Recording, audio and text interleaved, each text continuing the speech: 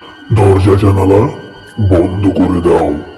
এখন শুনতে পাবে ভয়ের জগৎ। হাই হ্যালো আসসালামু আলাইকুম ডিয়ার ভিউয়ার্স, স্বাগতম জানাচ্ছি সকলকে ভয়ের জগতে। যারা যারা আমাদেরকে ঘটনা পাঠিয়েছেন তাদের সকলকে অসংখ্য ধন্যবাদ। আর যারা যারা ঘটনা পাঠাতে চান পাঠাতে পারেন আমাদের ফেসবুক পেজের ইনবক্সে। আমাদের ফেসবুক পেজের নাম RJ ফারহান 8 এবং আরেকটা পেজ RJ জীবন। দুটো পেজের লিঙ্কই আপনারা এই ভিডিওর ডিসক্রিপশন বক্সে পেয়ে যাবেন। আরও একটা কথা আমি আগেই দুঃখ প্রকাশ করতেছি, একটু আমার পার্সোনাল সমস্যার কারণে এই শনিবারে আপনাদের জন্য কোনো ঘটনা নিয়ে আসতে পারিনি। বাট যেমনটা বলেছিলাম যে সপ্তাহের মাঝখান দিয়ে যদি সময় হয় একটা দিন চলে আসব।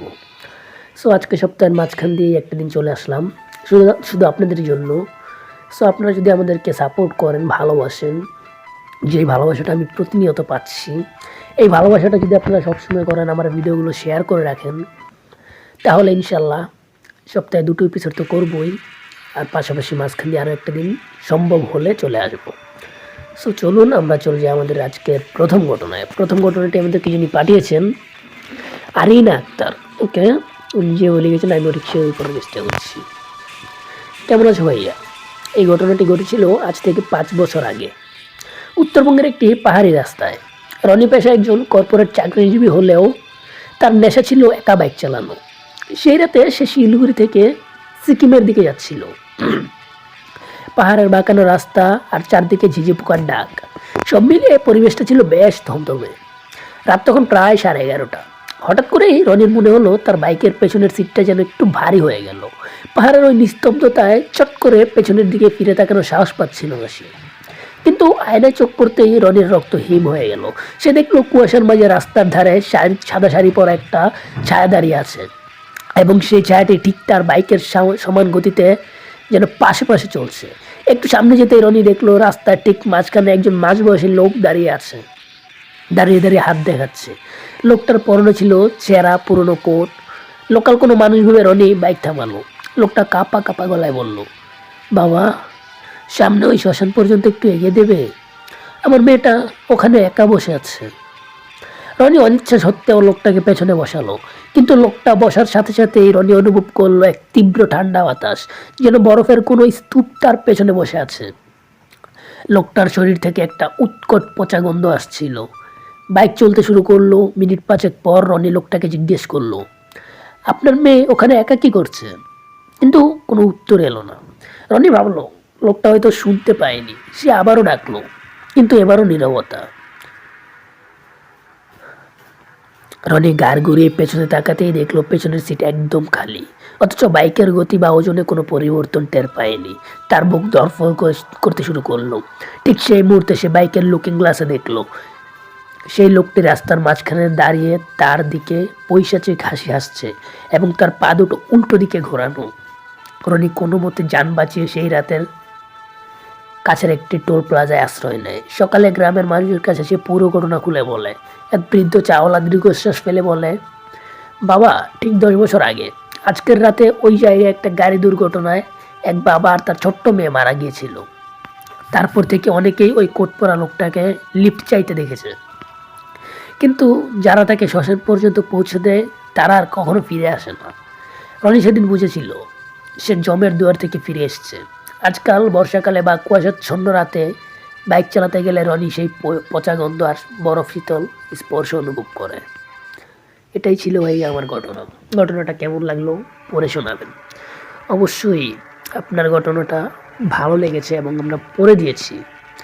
সো পরবর্তী ঘটনাটা হচ্ছে গিয়ে আমাদেরকে যিনি পাঠিয়েছেন আরিয়ানের ঘটনাটি আমরা পড়ছি। ঘটনাটা যার সাথে ঘটা তার নাম অর্ক একটি আইটি কোম্পানিতে কাজ করে। নতুন চাকরিতে জয়েন করে সে সস্তায় একটি পুরনো অ্যাপার্টমেন্টে ফ্ল্যাট বানানো।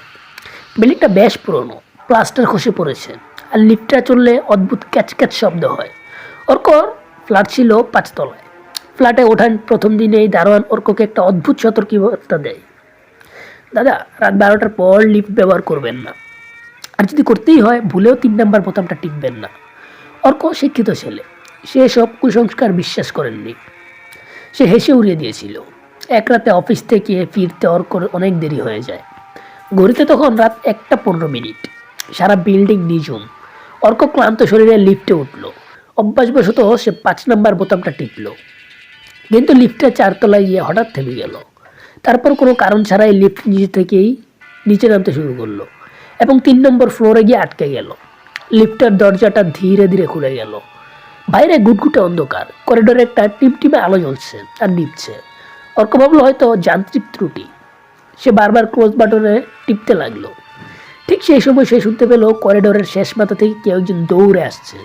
ভারী পায়ের শব্দ, ধুপ ধুপ শব্দ হচ্ছে। অর্ক ভয়ে ছিটিয়ে গেল। সে দেখলো লিফটের দরজা ঠিক মাঝখানে একটা রোগা ফ্যাকাশে হাত এসে পড়লো। কেউ একজন লিফট ঢোকার চেষ্টা করছে, কিন্তু তার কোনো শরীর নেই, শুধু একটা লম্বা হাত। লিফটের দরজাটা কোনো মতে বন্ধ হলো এবং সে লিফটের 5 তলায় উঠে এলো। অর্ক দৌড়ে নিজের ফ্ল্যাটে ঢুকে দরজা বন্ধ করে দিল। সারা রাত সে ভয়ে ঘুমাতে পারেনি। পরদিন সকালে সে দারোয়ানকে চেপে ধরলো। দারোয়ান কাপা গলায় জানালো, কয়েক বছর আগে 3 তলার এক ভদ্রলোক লিফটে যান্ত্রিক গোলযোগের কারণে দরজায় আটকে মারা গিয়েছিলেন। উনার একটা হাত ছিঁড়ে লিফটের ভেতরে রয়ে গেছিল। তারপর থেকে রাত 12টার পর লিফটটা নিচ থেকেই 3 তলায় গিয়ে থামে, যেন কেউ আজও তার হারানোর হাতটা খুঁজছে। অর্ক সেই দিনই ফ্ল্যাট ছেড়ে দেয়, কিন্তু আজও মাঝরাতে ঘুমানোর সময় সে তার ঘরের দরজার সেই ধূপ ধূপ পায়ের শব্দ হলে দরজার হাতলে কারো ঘষা খাওয়ার আওয়াজ শুনতে পায়।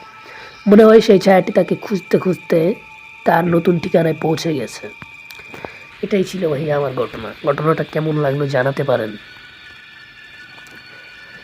সো যারা যারা ঘটনা পাঠান তাদের সকলকে অসংখ্য ধন্যবাদ, এবং যারা যারা ঘটনা পাঠাতে চান পাঠাতে পারেন আমাদের ফেসবুক পেজের ইনবক্সে। আমাদের ফেসবুক পেজের নাম আরজে ফারহান 8 এবং আর একটা পেজ আরজে জীবন। দুটো পেজের লিঙ্কে আপনারা এই ভিডিও ডিসক্রিপশন বক্সে পেয়ে যাবেন। সো চলুন আমরা গিয়ে আমাদের পরবর্তী ঘটনায় চলে যাই। পরবর্তী ঘটনাটি আমাদেরকে পাঠিয়েছেন রিয়ান চৌধুরী। আসসালামু আলাইকুম ভাইয়া। ঘটনাটি ঘটেছিল সুমিতের সাথে। সুমিত পুরনো অ্যান্টিক জিনিস সংগ্রহ করতে ভালোবাসত। মাস 6 আগে সে নিলাম থেকে একটি খুব সুন্দর খোদাই করা মেহগনি কাঠের পুরনো ট্রাঙ্ক বা সিন্দুক কেনে। সিন্দুকটি ছিল ময়মনসিংহের এক পুরনো জমিদার বাড়ির। সিন্দুকটি শোবার ঘরে রাখার পর থেকেই সুমিতের রাতের ঘুম হারাম হয়ে যায়। প্রতি রাতে ঠিক 3টার দিকে সে শুনতে পেত সিন্দুকটির ভেতর থেকে কেউ যেন নখ দিয়ে আঁচড়াচ্ছে, ঠিক যেমন কোনো ইঁদুর ভেতরে আটকে গেলে করে। সুমিত প্রথম দিন খুলে দেখলো ভেতরে কিছুই নেই, শুধু পুরনো মকরমের কাপড় বিছানো। এক রাতে সুমিতের হঠাৎ ঘুম ভেঙে গেল। সে অনুভব করলো ঘরের তাপমাত্রা হিমাস্কের নিচে নেমে গেছে। জানলা বন্ধ, অথচ পর্দাগুলো জোরে জোরে উঠছে। সে বিছানা থেকে উঠতে গিয়ে দেখলো মেঝের ওপর একজোড়া ভিজে পায়ের ছাপগুলো সিন্দুক থেকে শুরু হয়ে ঠিক তার বিছানার পাশ পর্যন্ত এসে থেমেছে। কিন্তু ঘরে সুমিত ছাড়া আর কেউ নেই। সবচেয়ে ভয়াবহ ঘটনাটি ঘটলো তার পরের দিন। সুমিত আয়নার সামনে দাঁড়িয়ে চুল আঁচড়াচ্ছিল। আয়নার প্রতিবিম্ব সে দেখলো তার পেছনে রাখা সেই সিন্দুকটি ঢাকনা ধীরে ধীরে খুলছে। অথচ বাস্তবে সে যখন ঘাড় ঘুরিয়ে দেখলো সিন্দুকটি আগের মতোই তালা বন্ধ। সে আবার আয়নার দিকে তাকালো। এবার দেখলো সিন্দুক থেকে একটি ধবধবে সাদা কঙ্কাল সার হাত বেরিয়ে আসছে এবং আয়নার ভেতরে থাকা সুমিত এর গলা টিপে ধরার চেষ্টা করছে। আয়নায় সুমিত ছটফট করছে, কিন্তু আসল সুমিত পাথরের মতো দাঁড়িয়ে দেখছে। পরদিন সুমিত একজন বিশেষজ্ঞকে ডাকলো সিন্দুকটি পরীক্ষা করতে। সিন্দুকটি একটি গোপন ড্রয়ার খুলতেই বেরিয়ে এলো একটি পুরনো ডায়েরি আর একটি সোনার হার। ডায়েরি পরে জানা গেল ওই জমিদার বাড়ির এক নববধূকে এই সিন্দুকের ভেতরে আটকে জীবন্ত শ্বাসরোধ করে মারা হয়েছিল। সেই থেকে ওই আত্মা এই সিন্দুকটির সাথেই আটকে আছে। সুমিত দেরি না করে সিন্দুকটি বাড়ির বাইরে বের করে দেয়, কিন্তু আশ্চর্যের বিষয় হলো সিন্দুকটি সরিয়ে ফেলার পরও সুমিতের ঘরের মেঝের সেই বেজে পায়ের ছাপগুলো মোছা যায়নি। আজও প্রতি রাতে ঠিক 3টার সময় সুমিতের মনে হয় তার খাটের নিচে কেউ একজন নখ দিয়ে মেঝের কাঠ আঁচড়াচ্ছে। সো যারা যারা ঘটনা পাঠাতে চান পাঠাতে পারেন আমাদের ফেসবুক পেজের ইনবক্সে। আমাদের ফেসবুক পেজের নাম আরজে ফারহান 8 এবং আরেকটা পেজ আরজে জীবন। আর গিয়ে আপনারা যারা আমাদের ভয়ের জগৎ ফ্যামিলির মেম্বার আছেন বা ভালোবাসেন তারা অবশ্যই আপনাদের ফেসবুকের টাইমলাইনে আমাদের এই শোটা শেয়ার করে রাখতে পারেন। আর কেমন লাগলো সেটা জানতে পারেন কমেন্ট বক্সে। আর যদি ভালো লাগে একটা লাইক করতে পারেন। যদি চান যে ইয়েস পরবর্তী এপিসোডগুলো আমি দেখতে চাই তাহলে হচ্ছে গিয়ে আপনি আপনার মানে আমাদের এই চ্যানেলটা সাবস্ক্রাইব করে রাখতে হবে। আর হচ্ছে গিয়ে অবশ্যই আমাদের এই ভয়ের জগৎ ছোট্ট ফ্যামিলিটাকে বড় করার জন্য আপনাদের হেল্প আমাদের প্রয়োজন। আপনারা ডেফিনেটলি আমাদের প্রত্যেকটা এপিসোড আপনাদের ফেসবুক পেজের টাইমলাইনে শেয়ার করে রাখবেন। পাশাপাশি হচ্ছে গিয়ে আপনাদের আরও সোশ্যাল মিডিয়া প্ল্যাটফর্ম থাকলে সেখানেও শেয়ার করতে পারেন। আর হচ্ছে গিয়ে আপনারা যদি আমাদের এই শোটা শেয়ার না করেন তাহলে হচ্ছে গিয়ে আমরা আমাদের পরবর্তী এপিসোডগুলো করতে পারবো না। আর যদি আমরা হচ্ছে গিয়ে পরবর্তী এপিসোডগুলো করতে না পারি তাহলে তো আসলে হবে না, তাই না? সো আমাদেরকে পরবর্তী ঘটনাটি আমাদেরকে যিনি পাঠিয়েছেন তার নাম হচ্ছে সুমুর ঘটনাটি আমরা পড়ছি। আসসালামু আলাইকুম ভাইয়া, কেমন আছেন? আশা করি ভালো আছেন। আরিফ সাহেব ছিলেন বাংলাদেশ রেলওয়ের একজন অভিজ্ঞ কর্মী। তার পোস্টিং হয়েছিল এমন এক স্টেশনে যেখানে দিনে মাত্র 2টি ট্রেন চলতো, চারদিকে ঘন জঙ্গল, আর স্টেশনের কেয়ারটেকার ছিল একদম রেল লাইনের ধারে। সেদিন ছিল অমাবস্যার রাত, স্টেশনে কোনো বিদ্যুৎ ছিল না। আরিফ সাহেব তার কেবিনে বসে তেলের লণ্ঠন জ্বালিয়ে কাজ করছিলেন। রাত তখন প্রায় 1টা। হঠাৎ করে সিগন্যাল প্যানেলে একটা শব্দ হলো। কেউ যেন বাইরে থেকে রেল লাইনের সিগন্যাল লিভারটা টানছে, কিন্তু ওই সময় কোনো ট্রেন আসার কথা নয়। আরিফ সাহেব টর্চ নিয়ে বাইরে বের হলেন। কুয়াশার চাদরে ঢাকা রেল লাইন। হঠাৎ তিনি দেখলেন অনেক দূরে লাইনের মাঝখানে একটা লাল আলো জ্বলছে। মনে হচ্ছে কেউ লাল লণ্ঠন নিয়ে বিপদ সংকেত দিচ্ছে।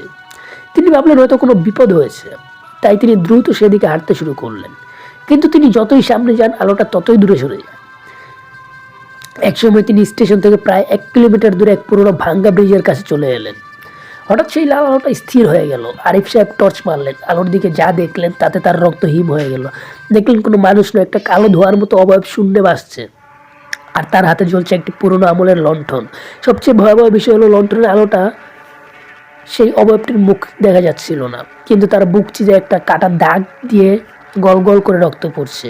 সেই ছায়াটি হঠাৎ অমানসিক গলায় হেসে উঠল আর বলতে লাগলো, আজ রাতেও কি ট্রেনটা থামবে না সাহেব? আরিফ সাহেব আর দাঁড়ালেন না, প্রাণের ভয়ে উল্টো দিকে দৌড় দিলেন। স্টেশনে ফিরে এসে তিনি যখন বড়বাবুকে স্টেশন মাস্টারকে সব বললেন, বড়বাবু ফ্যাকাশে হয়ে গেলেন। তিনি পুরনো রেকর্ড বুক বের করলেন। দেখলেন ঠিক 20 বছর আগে ওই একই দিনে একই সিগন্যালম্যান ভুল সিগন্যালের কারণে ওই ব্রিজের ওপর ট্রেনে কাটা পড়ে মারা গিয়েছিল। সেই সিগন্যালম্যানের শরীরটা দুটুকরো হয়ে গিয়েছিল, আর তার কাটা বুক থেকে শেষ নিঃশ্বাস পর্যন্ত তিনি লাল লণ্ঠন দাঁড়িয়ে ট্রেন থামানোর চেষ্টা করছিলেন। পরের দিনে আরিফ সাহেব বদলির আবেদন করেন, কিন্তু আজও তিনি যখন রাতে একা থাকেন, দূরে কোনো ট্রেনের বাঁশি শুনলে তার মনে হয় সেই কাটা বুকের মানুষটি হয়তো এখনও লাল লণ্ঠনের আলো হাতে নিয়ে কোনো এক নির্জন লাইনে দাঁড়িয়ে আছে। ভাইয়া, এটাই ছিল আমার ঘটনাটা ভালো লাগলে অবশ্যই পড়ে শোনান, এবং অবশ্যই আপনাদের ঘটনাটি আমরা পড়ে দিয়েছি। আর কেমন লাগলো আপনাদের কাছে অনুষ্ঠানটি, আজকের মতো আমি একদমই বিদায় নিব। সো আজকে অনেকগুলো ঘটনা পড়ে দিয়েছি কম সময়ের মধ্যে, সেই জন্যই হচ্ছে আজকে একটু দ্রুত বিদায় নিচ্ছি। আর যেহেতু বললাম আমার একটু প্রবলেম চলছে, আমার জন্য সবাই দোয়া করবেন।